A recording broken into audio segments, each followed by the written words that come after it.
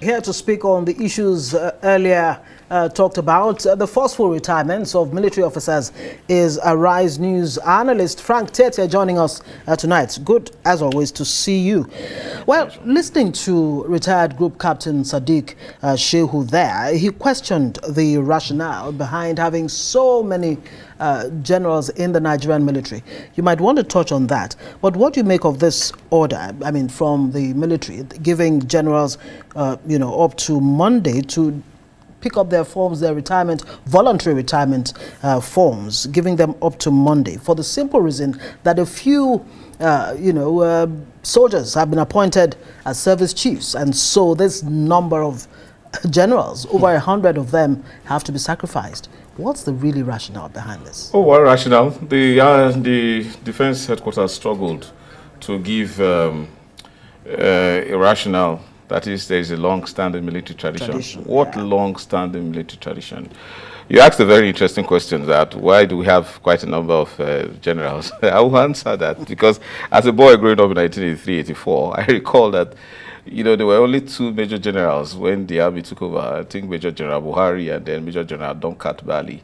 So the big boys like Ibrahim Babangida and General Abacha were all brigadiers. As Babangida's chief of army staff was a brigadier. And even the chief of staff Supreme Headquarters, Tunde Diagbon, was a brigadier. So so a boy at that time coming to see this large number of generals in Nigeria actually becomes shocking to me. But going back to that long-standing military tradition, you see, in Nigeria, the armed forces are actually created by the Constitution pursuant to Section 217.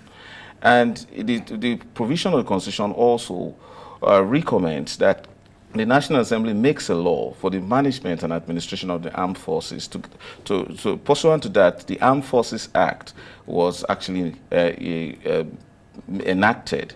And pursuant to the Armed Forces Act, there is nothing like military tradition. And it was also the idea of compulsory retirement or voluntary retirement.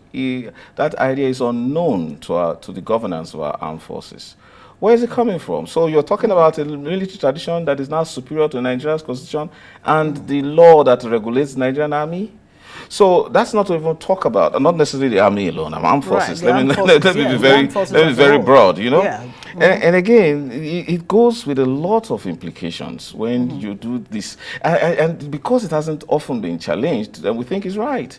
How would you allow a country invest so much in training officers of the armed forces, and for political reasons, you just ask them to retire, and they will retire because the tradition they should talk about is that of obey before complain. Right. So I'm aware that some of those generals have actually turned in their retirement letters, voluntary retirement letters, but everything is wrong with it. And who is making that directive? It's coming from the president, who is the commander-in-chief of the armed forces. You forget that in the Armed Forces Act, there are certain bodies that must actually meet to approve the retirement of such senior officers, either the Armed Forces Council, the Navy Board, the Army Council, or the Air Council. But if these councils are not in existence, because first you have to have a Minister of Defense in place, who actually plays a very important role in chairing those councils, particularly of the services. Right. So you don't have that. So who is giving? Should the chief of defense staff have that authority to issue directive to the senior military generals to retire? Again, you need to also consider this. It's important. So why? When you say, even if you must interrogate the military tradition, so are you saying, for example, General Lagbaja, for example, who is the chief of army staff today? Yeah. Does he also give commands or orders to the members of the Navy or the Air Force? So must you ensure that those who are below General Lagbaja must retire from the army? And so this purge is not like Sadiq I watched that Sadiq's interview in the morning. I mean, in the afternoon. It's actually a loss for everyone. A loss for the soldier, a loss for the country, and a loss for us, ordinary Nigerians. Now, when you talk about the losses, loss for the army, loss for the Nigerian government, loss for the citizens, we're having this conversation in the newsroom earlier, and I was asking my colleague about the implications to our security architecture, especially at such a time as this, when we're battling insecurity in Nigeria. What does this mean for our insecurity status or insecurity challenges as we speak? First, it is illegal to compel persons serving in our military to retire when they have not attained the age of 60 or have served for 35 years.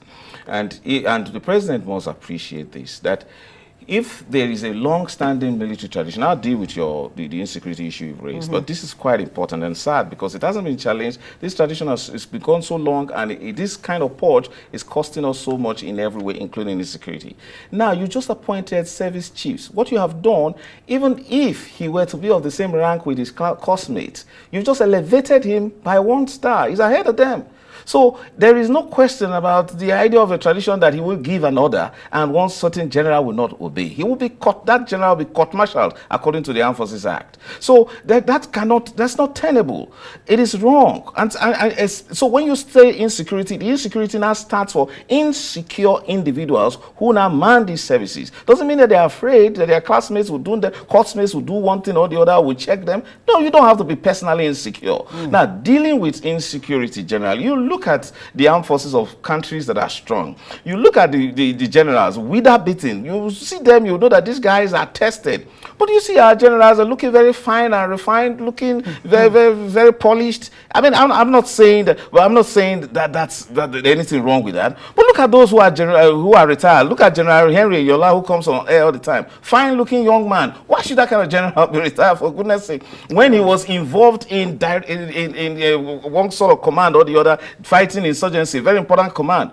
Now, what happens? We complain all the time about high turnover rate in the National Assembly. When we invest, when we talk about institutional memory, we're a country at war, whether you like it or not. Right. A section of our country appears to still be struggling with the issue of insecurity, dealing with high-level terrorism, international terrorism, and banditry of a very high level. And you just delight in retiring the people who have the real memory and strategic memory of dealing with the war. In other words, it's unfair. More especially because those who should complain are not complaining. Great. The point you're making now is Nigeria, on no account, can afford this kinds of retirement, massive, in the military. But let me quote 2 points made by the retired General Lucky Irabor, the CDS. At some point this year, he actually warned that, look, don't play politics with the military. Also quoting him, why we need retired soldiers in the fight against insecurity. What that means is, look, yeah, they may be pulled out and what have you, they may be retiring, but it will not, they're not tired. Yeah, they're not tired.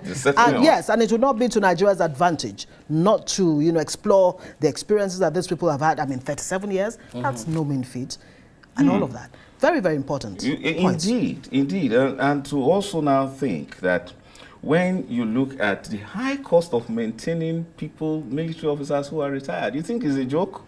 You think you've got to pay them seriously while they're in retirement? Yeah. In fact, some of these senior generals, you've got to even give them sort of attachés.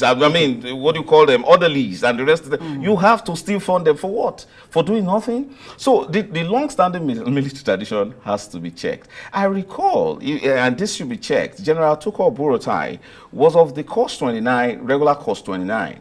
When he was appointed Chief of Army Staff, you didn't hear of a purge of his juniors who belonged to either Corps 28 or 27.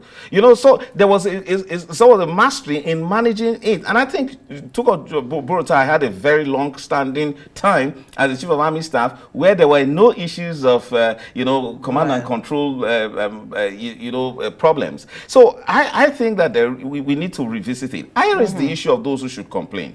This is the Nigerian Armed Forces, not the Armed Forces of President Bola Ahmed Tinubu. So, so those the real stakeholders should tell the president, look, you can't be dealing with our armed forces like this. Section 18 of the Armed Forces Act says that president, before you make appointments of the service chiefs, make wide consultations with the minister, with the chief of defense staff.